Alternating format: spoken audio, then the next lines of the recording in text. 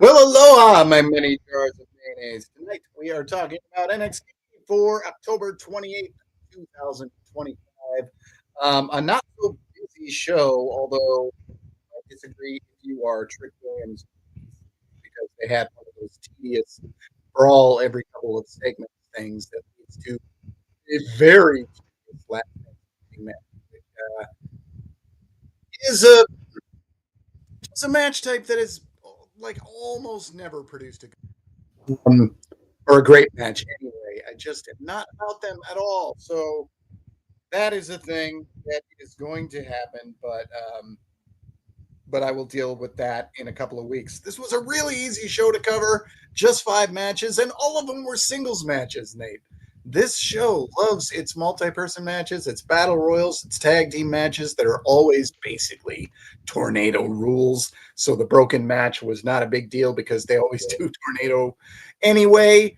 But at any rate, 5 singles matches. Some of them quite good, but yeah, I guess normally we would talk about the main event first, but it was a main event segment. I guess we're kind of on. This show was about Trick and Ricky, and they will be facing off in a last man standing match. And I am not exaggerating. I hate these. I think it's one of the worst gimmick matches that exist. And watching somebody just lay down for 10 seconds is excruciating. And I will probably die while trying to cover Nate the match. So there's my glass half empty take. So why don't you fill up the cup for me? I don't know if I can. I'm not sure if I can.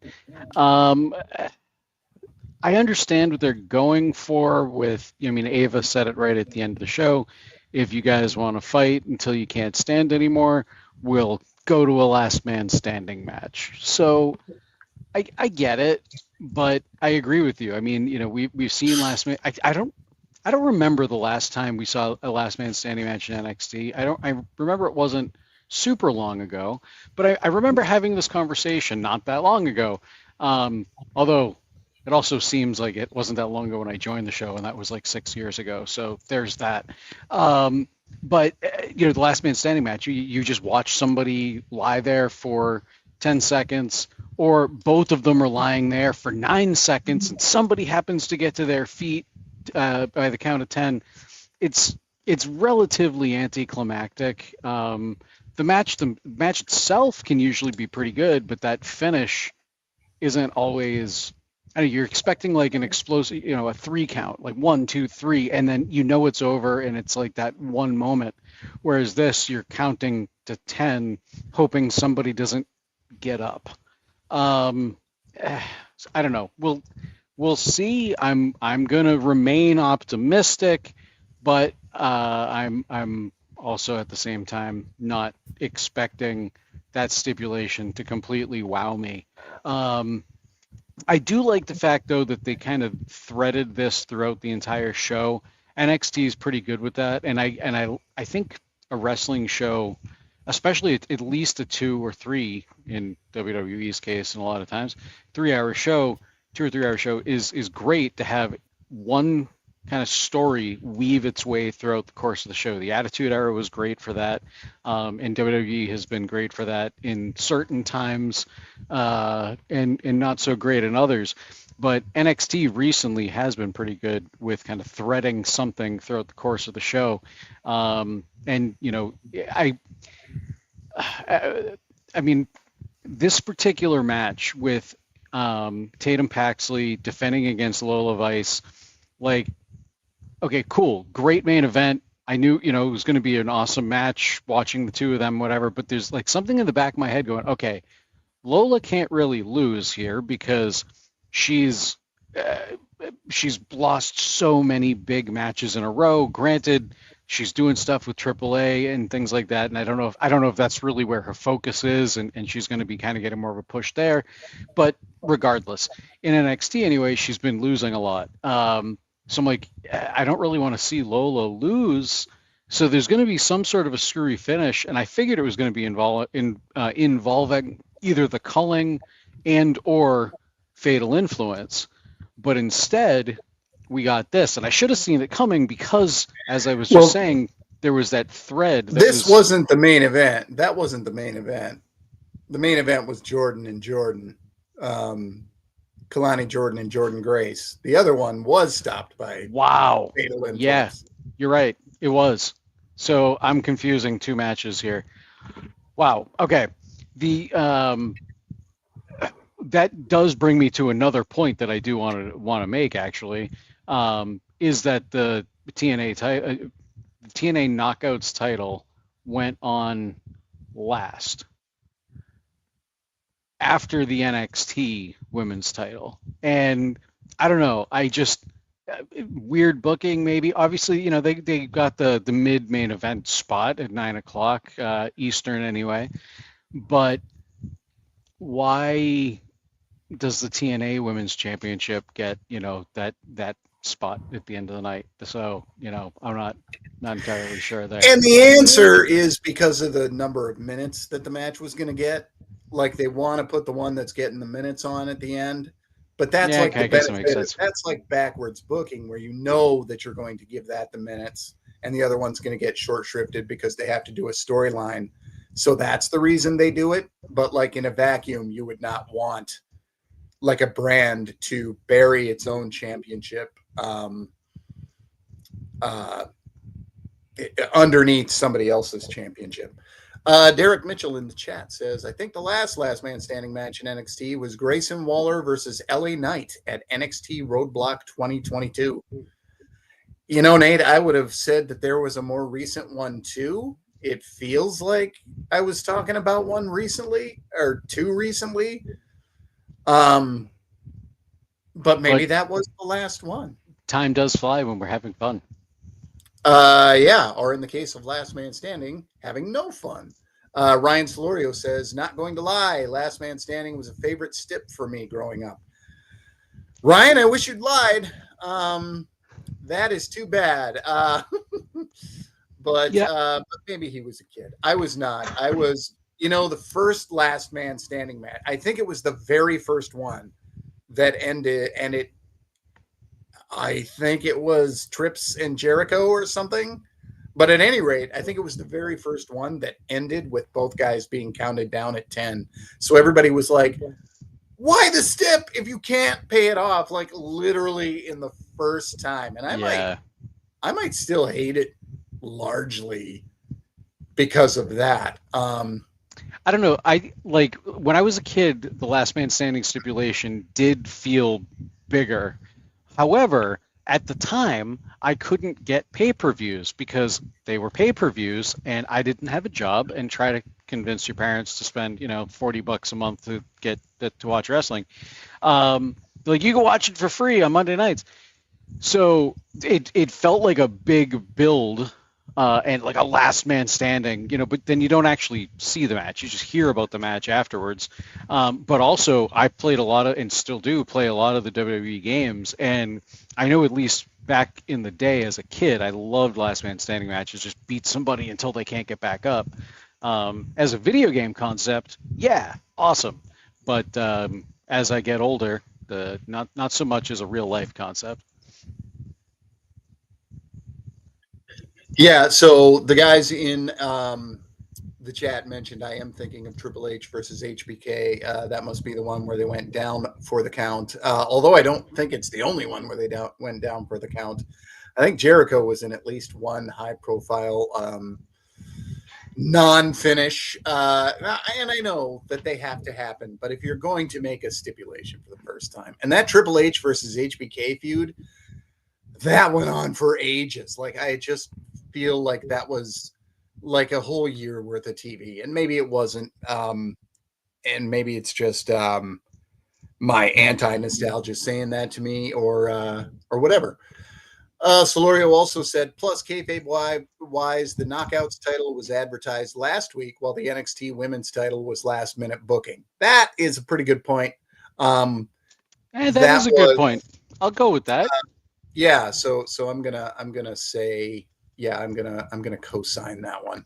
Derek Mitchell says, "Is there a mandate on black performers being heels? Last week on SmackDown, Jade turned heel. She essentially uses Naomi's gimmick while she's out, and tonight Kalani Jordan used heel tactics to win." So Kalani has been kind of a tweener for a while. Certainly leaned heel tonight, and I mean more than leaned heel, because winning that way kind of solidifies you as a heel on that side of the ledger. Uh, Yeah. I think that it's a coincidence that it's just kind of happening in high profile spots, but you're right that that a lot of them do seem to be heels right now. And in Evolve, I think I'm like a full month behind on Evolve. Um, I think it's pretty even, but yes, on the main roster and on NXT, Yeah. that is kind of largely what's going on. We're even seeing Idris Inoue as a heel on Evolve, which I think is crazy because the guy is so likable. But that said, he is performing this like regal above it all heel very well. Like he's doing a really good job of it. Um, so there is that. New comments. Okay. Trick versus Pete Dunne, September 2024, last man standing. Okay. There it is. That must be what we're talking about. Yep. Yeah, that was, yes, thank you, good fella. That was apparently the one we were talking about because it does seem like one was, I still would have almost made it more recent than a year and a couple months ago. And Solorio helps me out by saying, Kelly, the last man standing match between Triple H and Y2J happened on Fully Loaded 2000. Was that one also a both guys counted to 10? Or no, I think Fully Loaded was the one where like three established guys faced three guys who all could really stand to be elevated in three separate matches. And the established guy won all three matches. And it was like, whatever, Vince, playing with your same toys again. Okay. Okay, Triple H did just win that one. Okay. I'm just conflating matches. You know why? It's because I hate the last man standing concept and its death, and it makes me sad. Okay. So let's talk about the match, although we have a tiny bit. Kalani Jordan defeating Jordan Grace in 12:28. This was your Iron Man match of the show. And it was fine. It was kind of buried by the end. I just, it's unfortunate that this was just a way to get to Trick and Ricky. Unfortunate for Jordan Grace that she basically loses every championship match and every feud ending match that there is. I don't know how to keep her warm when she loses that at the end of all these. And I understand the reasons one by one, where she lost a match, where she lost to Blake Monroe, where she's losing these title matches. In every single one, there's a reason for it, and she's always protected. But it still keeps happening. So that said, I love Kalani Jordan, and can't wait to see what she does when she finally gets called up. Although it just seems like so few call ups are happening. Period. I mean, we had the fast tracked Julia and Stephanie Vicaire, but there just haven't been that many. Jordan Grace did win the feud with Blake Monroe. She did, but she lost the higher profile match there. She just loses a lot, is what I'm saying, and Yeah. she doesn't look like somebody who should lose a lot. But so when a monster loses a lot, Mystique is hard to hold on to. So I don't know. I worry about old Jordan Grace. But What do you mean? To this day, the Big Show is looked at as the biggest monster ever in World Wrestling Entertainment or wrestling, period. right. And you know, I always say if you can be Big Show or Kane, be Big Show or Kane. They'll pay you forever to be Big Show or Kane. And there you go. Pile Driver Pete says, move Kendall Gray to NXT and move one of the NXT gals up to the main roster. I Yeah. think there are better Evolve talents to move up than Kendall Gray, but by all means, move somebody up and move one of the NXT gals up to the main roster. I would say Kelly Armstrong is the one you should do that with. But they've barely shown her. She's been on NXT TV silently, but she's just kind of mostly stood there, which is odd because she is better on the mic than Kendall. So whatever. Derek Mitchell says Jordan Grace is NXT's version of LA Knight and Drew McIntyre. Yeah, I guess LA Knight, especially recently, is that guy who is just bumping his head up against the glass ceiling over and over. Which it is not a bad place for him because guys want to get behind him and it just builds so much heat. And Pile Driver Pete says, I thought Gray looked solid, but I'm only exposed to whatever they show me on NXT. She's great in the ring. Maybe 5 to 10% better than Callie if I'm being really, really generous. Although I love Callie in the ring and they're just totally different performers. That's not my issue with her. My issue with Kendall Gray is that she has no discernible personality. Like she's not really, she's just Kendall Gray, good wrestler. That's who she is. And Callie has all kinds of attitude, and I like her at all. I like her quite a bit. So that's my issue. My issue with Kendall is definitely not the wrestling because she's definitely good there. Okay, so have I thrown to you for the match or not really? No, I haven't talked in a while. You go ahead and do that. No, so like you were saying to me, Kalani Jordan in this particular role, I'm digging it. Like we've been talking for God, it feels like at least probably half a year, if not longer at this point, about when is Kalani Jordan going to turn heel. They've kind of been dangling this carrot for a little while now. Like I said, it feels like about 6 months or so, maybe more, maybe less.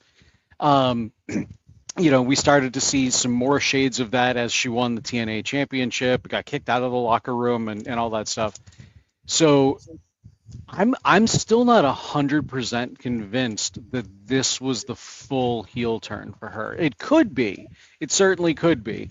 But I'm almost thinking that next week or the next time we get back to her in her story, she's now conflicted about doing that, and then there's something else that's like, no, you did the right thing. Remember how good that felt when you won and by any means necessary, and then maybe that's that final switch that flips her.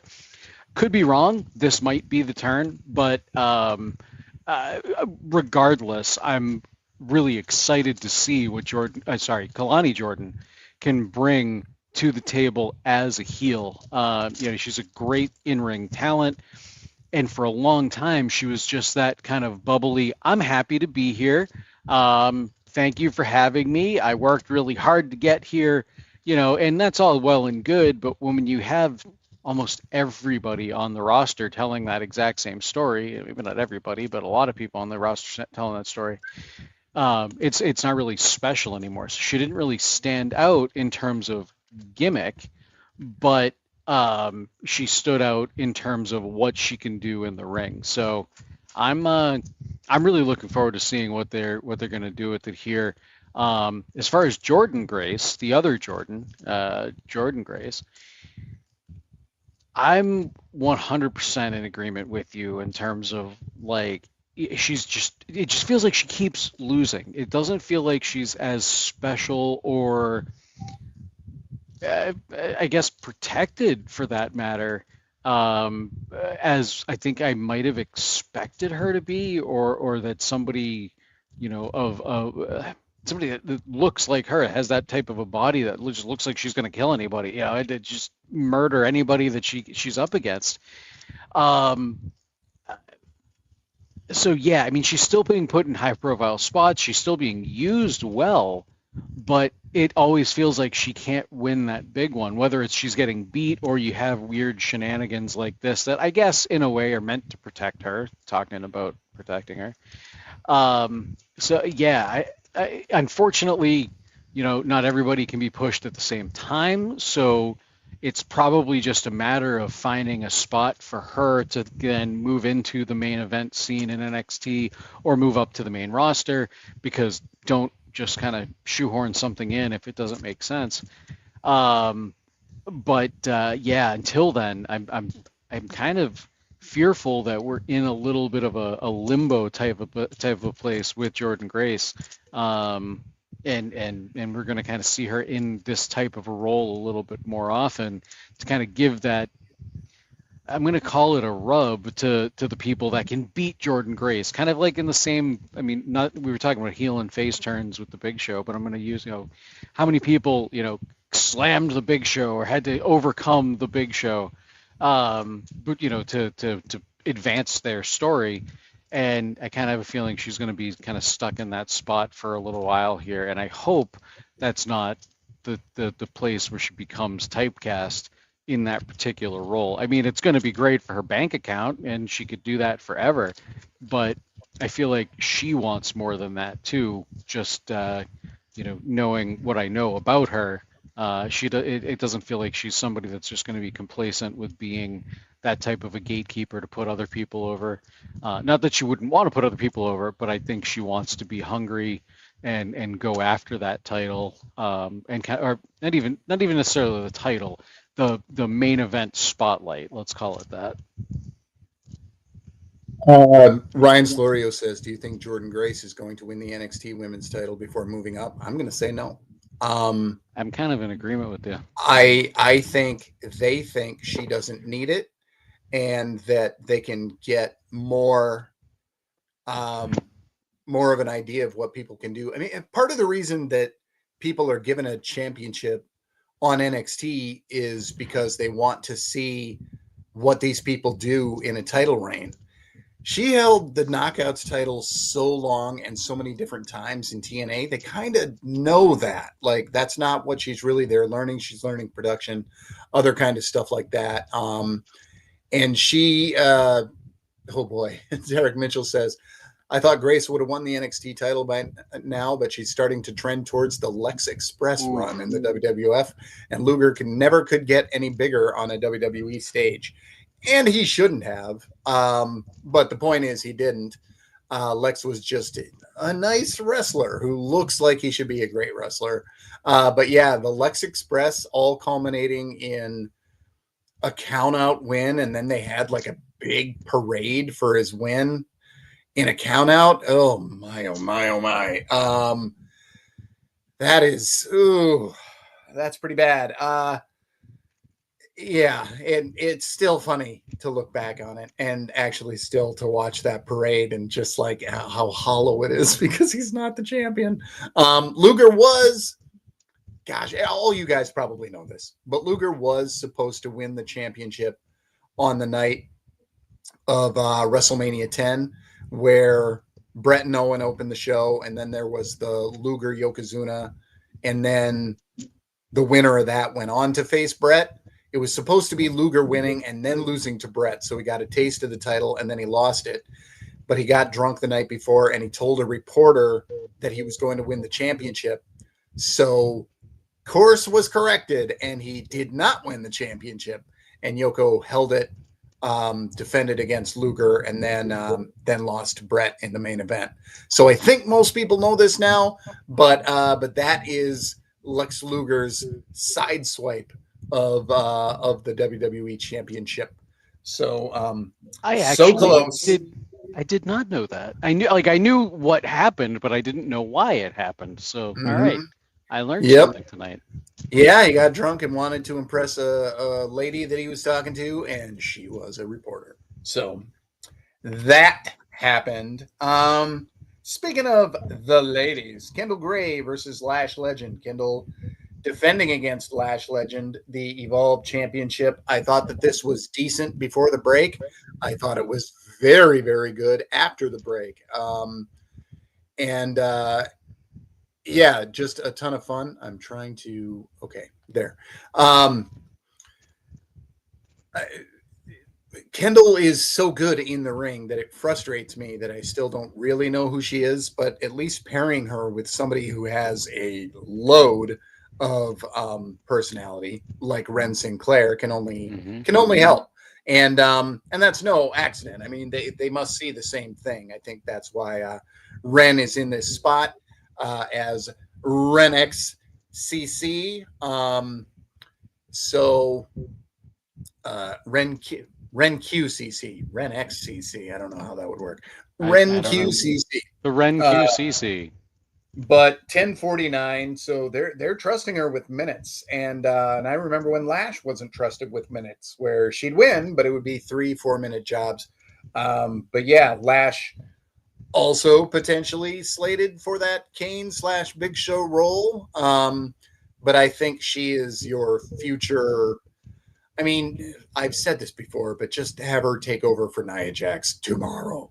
Um, and be in all the spots that you want to put her in, because I think it's time in both cases. So yeah, there were 3 women's singles championships on this show. Be still my heart. That is a rarity. But Kendall over Lash, they didn't really linger on this, but I thought that this was a really nice little match, and maybe match. I mean, I guess Miles and Tavion was pretty good, but gosh, and the main event was pretty good. This was a actually pretty good show, like pretty good stacked show. Yeah, Yeah, like in was. terms of wrestling quality, this is a stacked show. Yeah, the whole Trick and Ricky thing. Like, I'm just bored by whole show brawls. They don't do anything for me. But it turns out I actually liked this show. So, Gray over Legend, Nate. No, I agree. Like like I said, like we both just said, I mean, there's a lot of great wrestling on the show. And so Kendall Gray, I mean, when she first appeared on NXT, about a year or so ago, they were kind of starting to, I don't even want to say give her a push, but they were giving her some TV time. I'll put it that way. She impressed us back then, and we saw something there. Now I haven't been keeping up with Evolve. I've seen a couple episodes at this point, but I haven't been keeping up with it. So like, all I really know about Kendall Gray is what we talk about in Evolve, what I'm reading online, and now what I'm seeing on NXT. But every time I see her get in the ring now, I'm very impressed with what I see. I the only thing that I worry about with her, and I mean, gimmick, I guess, is one point, because you do make a good point that she, who is Kendall Gray? We don't know much about her yet, and she is champion of one of these brands, but is just the name Kendall Gray. For some reason, I like the name, but it also doesn't scream WWE champion to me, and I don't know why. It just seems kind of plain. That I don't know if that's going to be a hindrance, help her, or if I'm just crazy, but which is certainly still up for debate. That said, I really like what she's doing. I would like to learn a little bit more about her, like like we were saying. I do think that the kind of direction that she's been showing so far, of like wanting to help everybody out, and kind of she stood up for oh God, who was it that she stood up for the other day? And again, leading up to this match against Lash Legend. Oh, I know you guys know who I'm talking about, so we'll just go with that. But the fact that she's just walking in and standing up for her peers, I really like it. So I'm curious to see where this character, pun not intended, but I'm going to use it anyway, where this character evolves, and kind of go from there. And then is she going to be back on NXT full time once she drops the Evolve title? Is she going to fade back into the background? I hope not in Evolve. So we'll kind of see. Another thing that you did mention is we had 3 titles on this match tonight, and I had a thought as we were in the midst of this show. How many titles do we need to see on NXT? As much as I am, like you said, historic. Oh, I don't know if it's a historic night. We had 3. There were 3, but titles. there's still one we didn't see because of the Speed women's title. So right, yeah. Although we had a segment for that also, but 4 But I different mean, women's titles. but not just the women, but I mean, how many segments slash matches tonight had a champion in it? Like, I mean, I don't know, maybe I'm just getting old, but I miss the days where you had, your IC champion. Well, when I first came into wrestling, there was the European Championship was kind of, I don't think it was in its infancy, but I don't know, it was kind of there. But still, you only had a handful of champions on the show. I do think that the women should obviously have an equal, number of championships and all of that. So that's totally fine. But now with this whole Gold Rush two night extravaganza coming up, or 2 week extravaganza, it's going to happen over the course of a couple of Tuesdays. Like, I get it. You're kind of trying to brand this, make a couple things special. I don't know if there's any. I was only just now came to mind. I don't know if they're even trying to counter program some things. I'm sure somebody can let me know in the chat. But we've got. I was going to say CMLL, AAA. We have TNA, NXT, Evolve. 4 different brands that are now coming together for these 2 shows. All these titles on the line. How do you keep track of who's special, who's important, what's important? I don't know. It's losing me a little bit. I get it that they're pushing multiple brands, multiple shows, and moving that giant machine forward. But I just feel like it's starting to take away, and it has for a while. What the titles actually are supposed to mean. Yeah, sure, they're props, but I mean, I used to be able to tell you who all of the champions were off the top of my head because there was like 8 of them or fewer. I'm going to count the tag champions, When I was a kid, there were 3. right? Yeah. And actually, there's probably fewer than that. Yeah, I mean, yeah, about 5, I think. But still, so I don't know. Like, how do you have a Gold Rush branded show when every show has titles from all of the promotions that they're kind of touting on NXT? So I don't know. There's my old person rant. I don't know. Had to get it in there. Let's see. Where did Derek said this one? WWE have to be careful with their naming convention, particularly with the women's names. Sounds like OnlyFans models or adult stars. Tell you what, as a man who shares his first and last name with a female adult film star, this is near and dear to my heart. So, and every time I'm reminded of that, it just tickles me a little. Oh boy. There are segues to use with the way you worded that. I'm not going to use any of them. And I set you up. You did, and where I work in blue tonight, maybe I'd keep going down that road, but let's not. Let's power through. Since we're talking about women's championships, let's go to Tatum Paxley defending against Lola Vice. Brought back, spin the wheel, make the deal. Had a bunch of names on a wheel. So that was fun, except Nikita Lyons' name was on the wheel. That was less fun. She's still involved, still doing her thing. She's still real bad. And I don't understand why she's around. But yeah, she got to be on the wheel, which is the most she's gotten to do on the show in a while. Yeah, Paxley versus Vice. This went 352. Fatal Influence got all up in their business, and this wasn't a match in the end.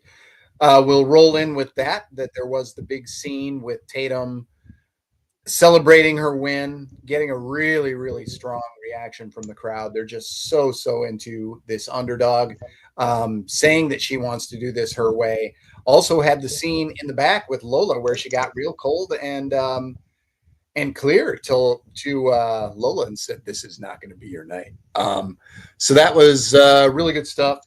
And yeah, I think Tatum's off to a really good start. Yes, they did go to this non-finish and this fatal influence thing, but I understand them not wanting to be done with JC yet and to figure this out, especially given how good the Tatum and JC match was. That for those who didn't hear the VIP thing, one little teaser, we both thought that Tatum versus JC was pretty easily the match of the night. So Yeah, Paxley and Vice, and on the bigger Paxley thing where she did get her "You Deserve It" moment. On the bigger Paxley thing. So, as we said in the VIP post show for Halloween Havoc, we love it when we are proven wrong. And I also said on that exact same show that I still wasn't 100% convinced that this gimmick that Tatum Paxley has, as much as I love it, was a main event level caliber gimmick. Tonight, I think she proved me wrong, and I'm so glad about that. I love how Tatum Paxley was presented on the show tonight.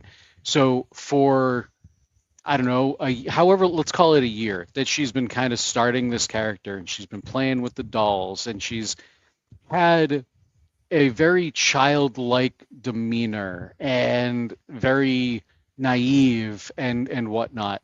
Tonight, she showed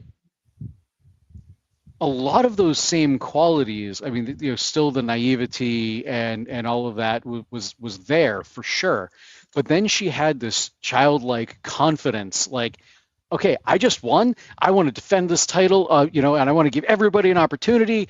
And you've got, the culling in the background. Go, whoa, whoa, whoa, whoa, whoa, hold on, let's slow down here. And obviously, that's what they're meant to do. They're supposed to be the counter the yin and the yang, if you will, for the act. So that obviously works. But I feel like she took the range that she already had in this character and then dialed it up to that 11 tonight. And especially in that backstage scene with Lola Vice, where Lola was like, look, I forget exactly how Lola worded it, but basically it was like, I like you, but I'm gonna kick your ass. And they're right up close to one another, and Tatum, like Kelly said, is very cold and in her response. And I worked very hard for this. I'm not going to lose it very easily. However she worded it, don't remember it word for word, but I there was this shift in her character. You could see it in her eyes, you could see it in her face, that she went from that kind of manic character that is super happy to be champion and wants to give everybody an opportunity, to all of a sudden this hint of, I don't want to say evil, but channeling her inner demon, if she was Finn Balor, I guess, is a good analogy that I can think of right now. So I'm very interested to see what happens when she gets in the ring, what happens when her title is at stake, and maybe the culling starts to interfere. She doesn't want them to. We've already seen it because they told her to rein it in, and Tatum was like, no, I'm not listening to you. So there's going to be some back and forth there. So how is this all going to wind up playing out? I think it's all of the reservations that I had last week, I think were squashed tonight, just in the way that Tatum played and presented herself completely differently, but also exactly the same as the new champion. So we had some chat about some of these things. Pile Driver Pete said the unnatural stop of the wheel, and somebody else, Gene Albert, says, anyone notice the wheels slowly stopped on Lola Vice? Yeah, these wheels are gimmicked. There is a weight, and they put the weight on opposite of the person that needs to win. So when it settles, the weight is at the bottom. And the person that they want is at the top. That's how the wheels get gimmicked. And I would imagine they, just to safeguard, they put two names that they could stand to have on either side of that person. But if they gimmick these right, there's no reason that anything should go wrong, unless the weight breaks off of it or something. So. Also, Mr. Derek Mitchell said the calling just doesn't hit for me as a faction. They're a very mid faction. And Goodfellas said, I like Izzy and Spears, but calling not hitting for me either. Need to peel some layers, give us something interesting. dude, it's Spears. There's never going to be something interesting. He's just not. And Nico Vance is even less so, and less by a lot. Nico is just a dude who stands there, and I'm like, oh yeah, him. That is my reaction to him every time. Izzy, against all odds, has really, really flourished since becoming a member of this group. But factions in NXT have a really, really bad track record. Almost nobody from a faction has ever gone up to the main roster. That is true. Like, almost nobody from a faction. It's really rare. Like Joe Gacy did. And some of the guys were already in factions. Pete Dunne was kind of in that faction that was with Pat McAfee and Danny Burch and Oni Lorcan, and he went up, but they weren't a faction for very long. Oh my God! I was like, I thought you misspoke with Pat McAfee. I'm like, holy crap, that was a faction. Yeah, that. Wow. All right. The feels like a vast majority of factions have never resulted in a call up, like including Chase U, which has been a faction for 4 years. Nobody's ever been called up from Chase U. They've been promoted and landed there, and Undisputed Era never had a call up. Almost nobody. If Undisputed Era never got called up, no faction ever will. Legado did all make it. So there's that. But nobody from the family have they? No. I mean, I've seen Adriana Rizzo posting like recipes on Facebook or I don't know, social media. I don't remember what it was. Okay. But, yeah, so that's what she's doing. All right. Well, I guess that's something. I mean, she's doing something.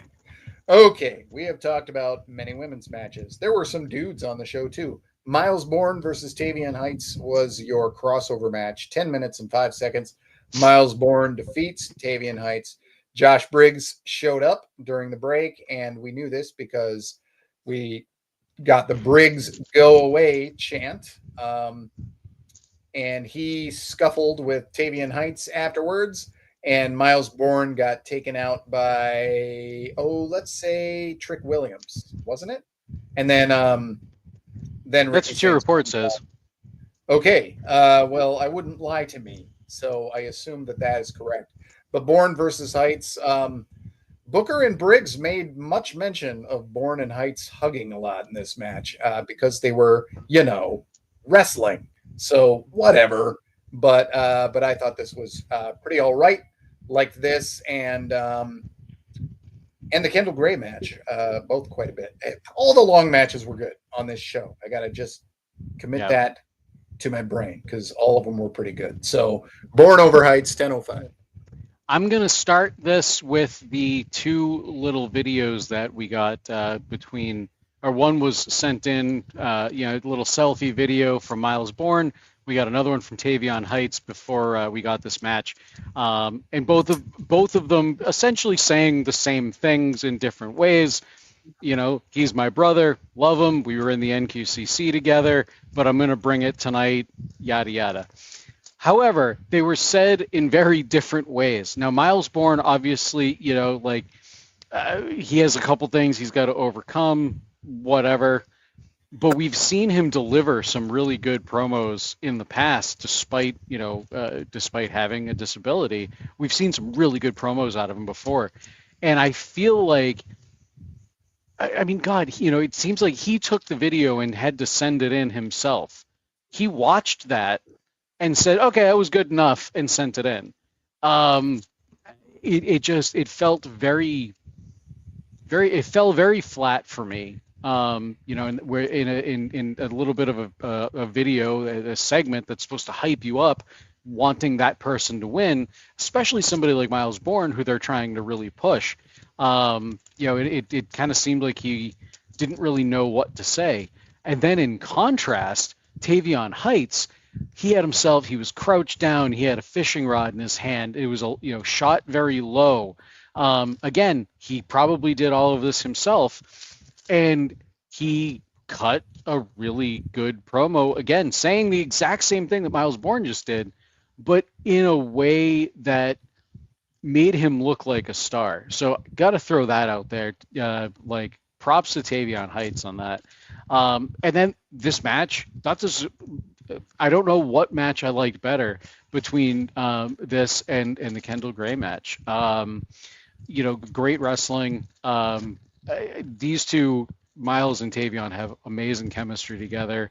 Obviously, from kind of teaming up and spending a lot of time together, presumably as members of the NQCC. But they just again, the mat wrestling, kind of getting to take that amateur background that they have and really show it off. I thought was great. Josh Briggs, he did come out during the commercial break where I wound up watching on Netflix on the premium tier. I sometimes see commercials, sometimes I don't. And when I do see commercials, it's literally just a commercial for NXT until we come back from break. But this, we did see Josh Briggs like make his way down, and it seemed a little out of place at first. They mentioned it on commentary, and then he walks over to the commentary booth, and Booker T's like, "Vic, we got a headset for him," and Vic just goes, "Well, I don't know." Like, I don't know, made Vic sound like so much more of an idiot, and I'm glad it didn't. I don't know, maybe it should have come across on TV. But yeah, moment that I don't think most people wound up hearing. Anyway, yeah, no, like I said, good match. I'm wondering how this winds up resolving. Obviously, Josh Briggs is going to be embroiled in a feud. Are Tavion Heights and Miles Bourne going to kind of team up and try to bring down Josh Briggs? Because I have a feeling it's going to involve all three of these guys, but I just don't see how they're necessarily going to get there without potentially involving somebody else on Josh Briggs' end. Maybe Jensen. I don't know. Probably not. But yeah, there we go. Yeah, Jensen is an Evolve also, and he's playing a heel again. So I don't know, maybe. Axiom and Jasper Troy is your other match. 2 minutes and 54 seconds. He wins the speed tournament, and we don't get any reprieve from these speed matches because another tournament starts next week. But yes, Jasper Troy over Axiom in 2 minutes and 54 seconds. Almost went the distance. I thought this was a pretty decent big versus small. I'd like to see if these guys could have a good 8-minute match because Jasper is still really, really green. And he's got stuff to learn. I think his facial reactions are overdone, but that's better than underdone because it's easier to pull somebody back than it is to pull something out of them that is just not there. So I'm hopeful about Jasper Troy, although it is still very, very early. And then we might as well roll that in with the announcement that there will be a speed thing because of that scene with Zaruka, where Solruka didn't trust Zarya to defend her championship, so she just relinquished it, which makes zero sense because there's no way for her to retain it if she relinquishes it, and there is a way if she has Zarya do it. But they had to do what they had to do for the storyline. And whatever. Yeah, they did what they did. So on the speed saga, Nate. On the speed saga. So the stuff with Zaruka, yeah, I don't know. I don't think it doesn't make a lot of sense. I mean, I thought the exact same thing as I was watching it. Like, if you're going to just relinquish it, why don't you have your friend try to keep it for you? Because it doesn't sound like you're going to be out for that long. So whatever. But like you said, they did what they're doing to advance the story. Obviously Zarya very upset and offended that she wasn't allowed to do it. But hey, you know what? You just lost the other one, so I can't say I blame her. Forgive this if Zarya enters herself in the tournament, wins, and then Sol costs her the championship and says, "Now you see how it feels." If that's the turn, then that'll work for me. I'd be but now if she gets entered into the tournament, we already know what's going to happen because it's going to be that. Well, didn't Zarya say she was going to enter herself in the tournament? Maybe she did. I'm pretty sure she did. She said, "I'm going to win this back for us," and then she got interrupted by somebody. Um, Well, now I but don't know. yeah, but I'm pretty sure that that was a thing that was said. Um, so I don't know. I mean, it kind of does seem like that's the direction they're going to go. The little foreshadowing that we talked about on the VIP after show for I was going to say No Mercy for Halloween Havoc. Um, it they What the heck did we talk about on the VIP after show? Jobin, I'm blaming you. Jobin just messaged me on Discord, and I read the message, and I completely lost my train of thought. But that's okay. What were we talking about? The VIP after show? I don't remember. Um, wow, doesn't I take. mean, I was there, but I don't know which part of Yeah, the. which part we were talking about, and I'm referring to. Um, yeah, I don't know. Wow, what the hell are we even talking about now? I swear to God, Goodfella says, haven't been "Oh, drinking. he says, okay, Kelly, I like it. A soul heel turn, though, really? I'm not Oh, saying they right. should. I'm just saying they might. That's what I was talking about. Yeah, because we did talk about that where I said I think that this is where they're going with a Ruka heel turn. Um, and I would have said a while back that this is not possible, but we know that they did it with Trick the Hell Williams, so they'll do it with Yeah. anybody. Well, and so what I was about to say, and I got derailed. But I pointed out Sol Ruka was wearing all black at Halloween Havoc. She was wearing all black again tonight, and heels wear black, as we saw many times tonight, especially with like Fatal Influence and stuff, and the culling. Izzy Dame kind of blended in with Fatal Influence at one point where it's like, hey, are they all supposed to be together or not? Anyway, so yeah, I don't know. I made the case on the VIP after show for the heel turn for Soul, and reason being is we already know she can be a good face, but where she is right now as a face is mid card. If she can be an absolute villainous heel, if we can wind up taking this particular angle with Zarya and making it so we get a ton of sympathy on Zarya, people feel sorry for her because she lost the title and now she's losing her best friend and yada yada. When Soul does make that initial eventual turn, people are going to hate her. And as long as she can pull that off, that's going to be the test. As long as she can pull that off, she's going to be all the better for it when it comes time for her to be a face again. She's going to be a bigger star. I'm kind of okay with it as long as, because obviously we've never seen her as a heel. I don't know how her heel work's going to be, but I'm optimistic about it, and if that is the direction they go, then I'm here for it. The Ethan Page and Chelsea Green segment. I didn't see the beginning of this. I saw commercials and they cut off the beginning of this segment, which was just so rinky dink, but we know that CW is a little of that.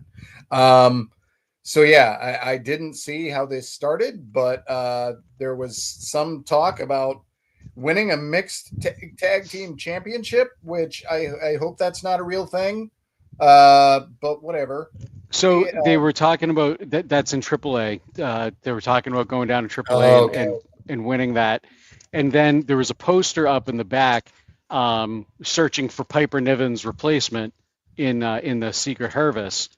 And and Ethan was like, oh, you're still looking for somebody? And Chelsea starts this very political answer like, well, we need to vet every applicant and blah, blah, blah, blah, blah.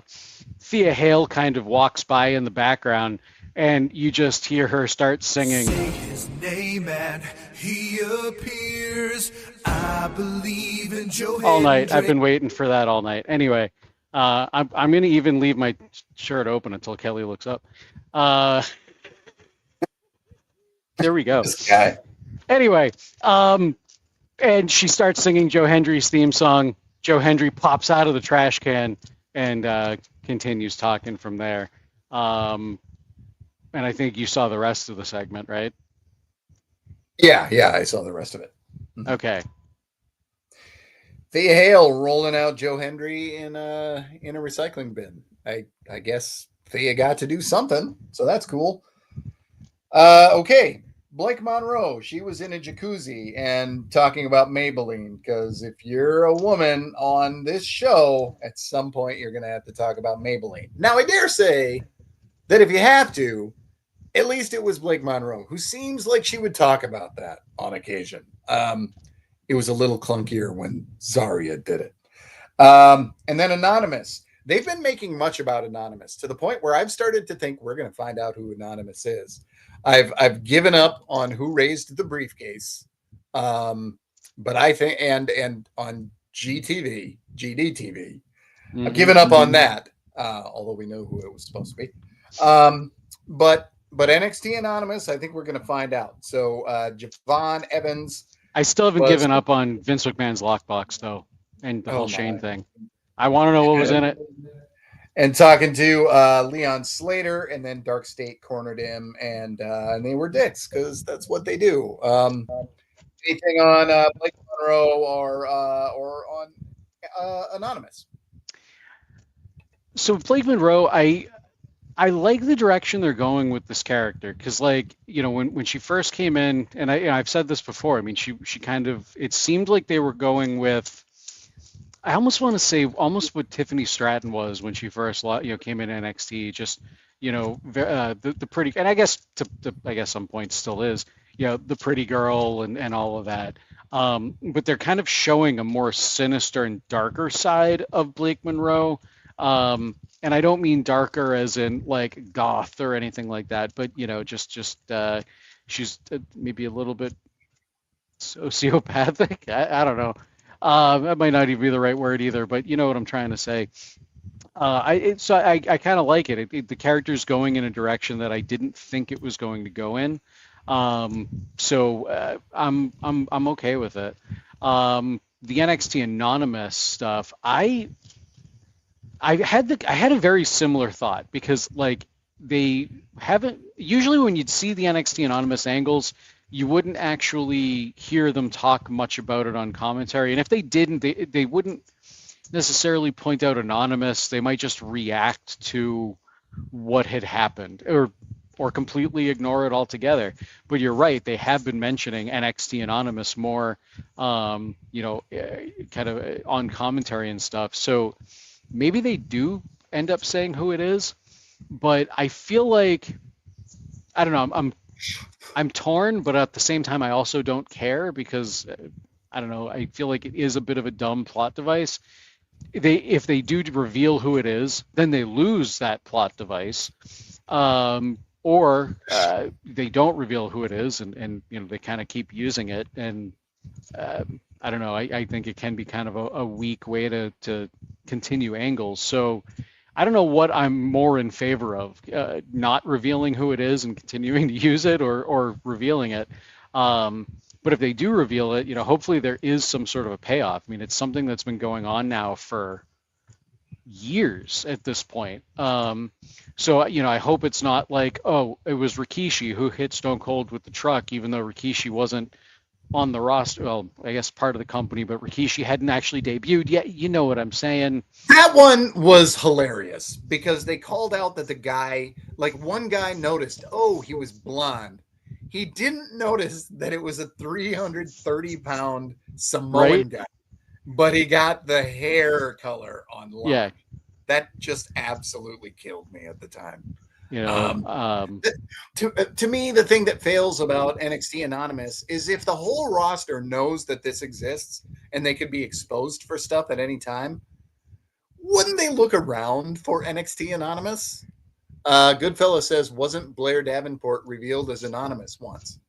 I guess it's possible. I forgot that she existed, even though I saw her stuff before the company and I saw her stuff in the company. What a blip on the radar she turned out to be.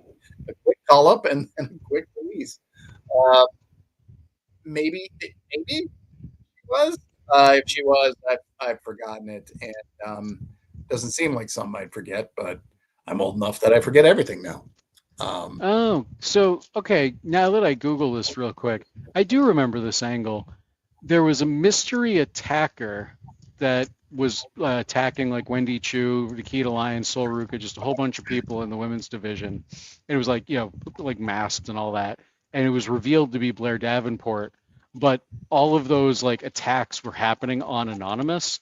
So people may, I don't, for at least the thing I'm reading right now, it doesn't necessarily say she was anonymous, but maybe that's where people are thinking.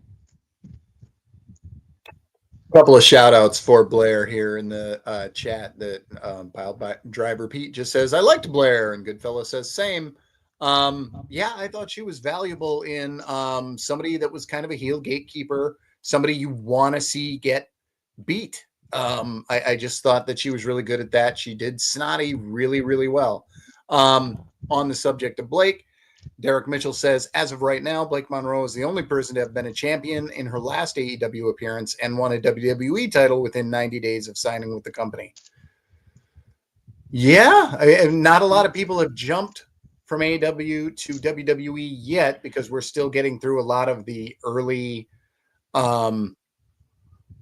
like for a while, it didn't happen at all because they were all in their early contracts, and we still haven't seen a lot of them lose their contracts. So that is something that, but this is a really specific thing. Like letting somebody have a championship until their very last appearance seems like a very WCW thing to do. Like Haku left the company when he was the hardcore champion. Kind of left him in the lurch because they were just he wasn't contracted. They were just like, throw a championship on a guy with no contract, and he showed up in the Royal Rumble, and they were like, well, now what the hell do we do? Very, very WCW thing to do. There you go. And Derek says the best Anonymous was on an episode of the episode The Anonymous Donor, season 6, episode 2 of Curb Your Enthusiasm. I have no doubt that's true, even though I've only seen like the first 4 seasons. Even to this day, I am way behind on that and many, many shows. You can email us at PWTorch NXT@gmail.com.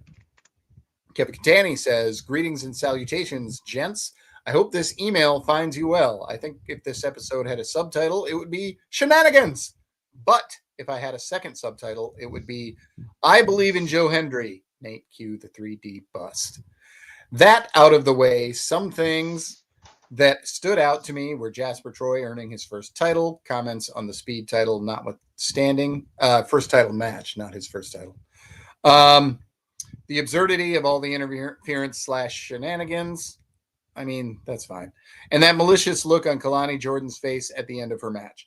Now that we got to see a bit more of Tatum in her first defense, I see shades of Alexa Bliss in her presentation, both in her shtick and her wrestling style. What do you think her ceiling is? Will she top out in NXT, or is she main roster capable? Thanks as always. Go VIP and listen to 8YB. Office hours are now over. The Professor, Kevin P. Catani, PhD. Yeah, it's... I don't know. I used to feel like I knew what the call-ups were going to be, and I've given up. In the recap, I said that with the release of Wesley, I just don't know anymore because they put a lot of effort into him. Yeah. He did everything they asked. He was awesome at everything they asked him to do, and then they released him. So I don't know. Tatum is really, really likable, and they need women. They need underdog women, especially on the main roster. They don't have a ton of them right now necessarily. They've got some, but I mean, they got like Maxine, who's fine, but she's fine. So they need some more help than that. And yeah, let's go with Tatum getting to the main roster. I mean, they wouldn't give her a championship if they didn't think she couldn't, but Wesley was a champion for almost a year, and they didn't give him whatever. I'm going to stop talking about Wesley. I'm going to try anyway. So, anyway, okay, so, that's go ahead. I'm in the chat. Ryan says, Nate, you still didn't give me credit for calling Tatum winning last week, so there you go. There's your credit. You You called it, and I've credited you. So there we go. No, now that Kevin points out Tatum Paxley, Alexa Bliss comparisons, I see it, and I wasn't making that comparison before, but I can kind of see that. I think it's still too early to tell what the ceiling is, but I'm going to go back to what I said earlier in the night. I love it when I'm proven wrong, and she's now done that to me a handful of times here in NXT. So right now, I'm riding really high on Tatum Paxley.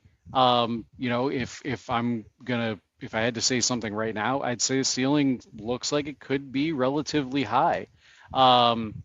That's all going to really depend on what happens when she gets up the main roster. If that push is necessarily going to continue, if the character translates, I mean, NXT is such a different beast where even if in some cases, people get brought up to the main roster and they're still, pushed right, and they're kind of still given attention by the company. The character may just not translate well to the main roster. Where NXT is a little bit more of an intimate setting, some characters just work a lot better.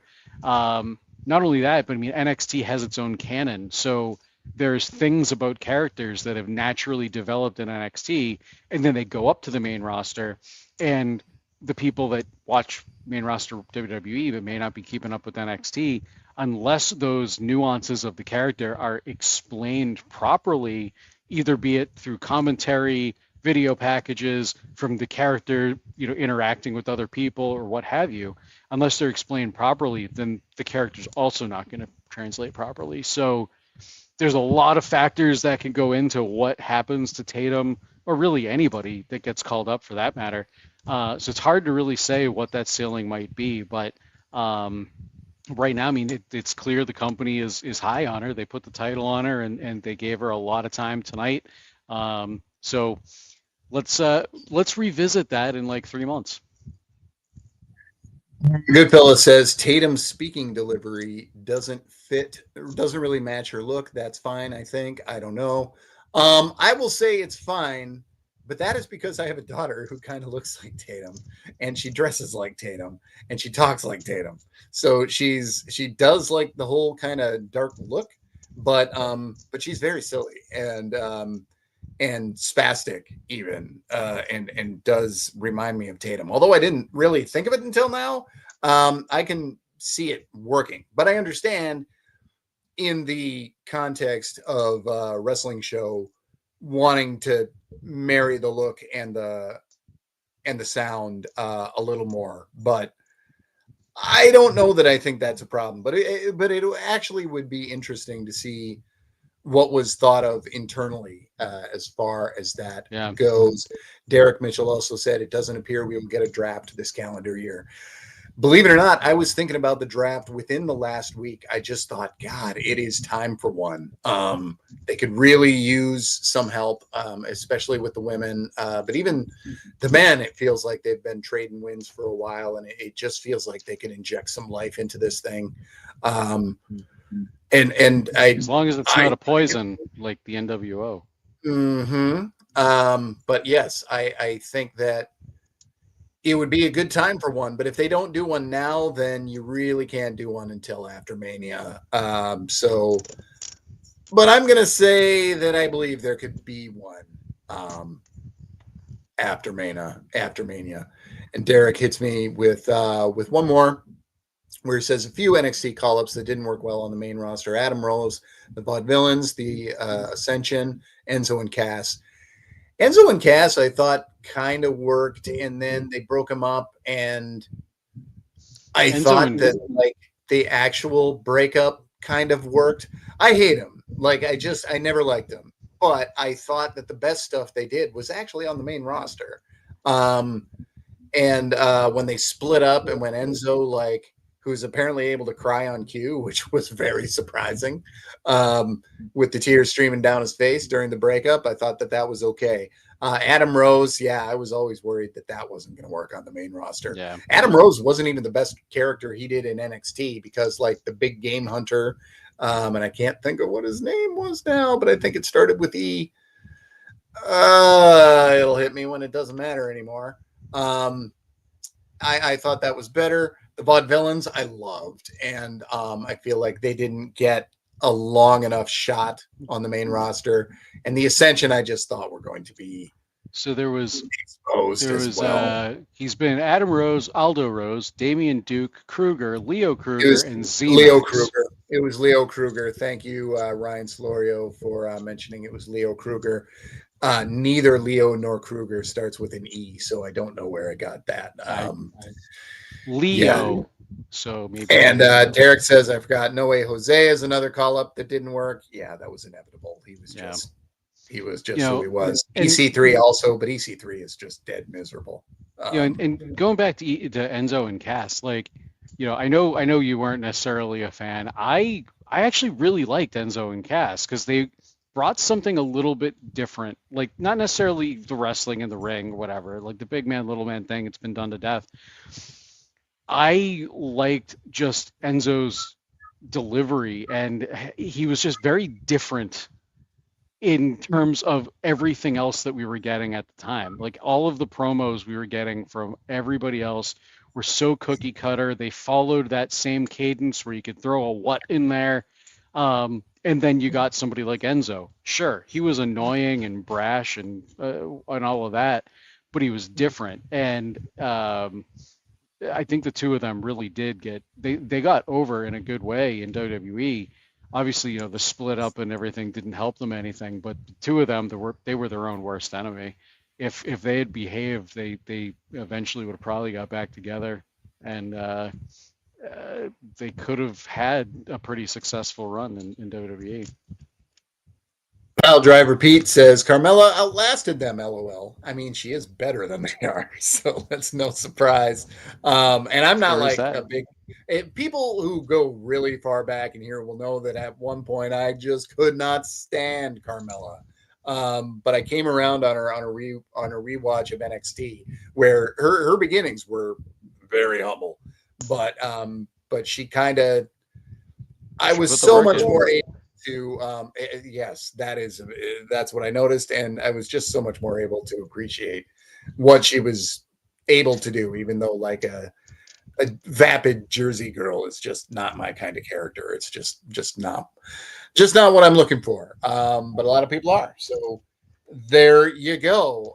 I believe I'm going to end it there. My brother is calling me, which he does not do at this hour, but he is. So that'll be interesting.